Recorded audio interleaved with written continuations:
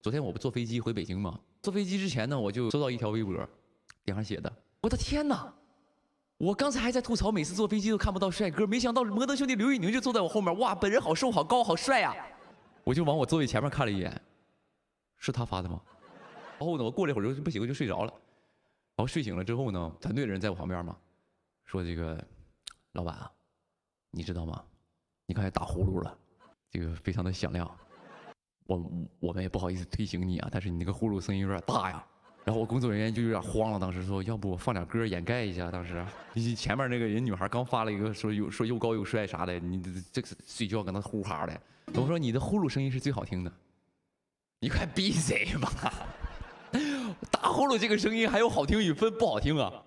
这呼噜这个东西还是有旋律的，是吗？我感觉他这个呼噜是从头顶这个头声发出来的。啊，这个人呼噜就相对来说鼻音比较重啊，这个就是胸腔共鸣比较多，这是胸腔共鸣，鼻音比较重是这样的，头腔比较重是这样的。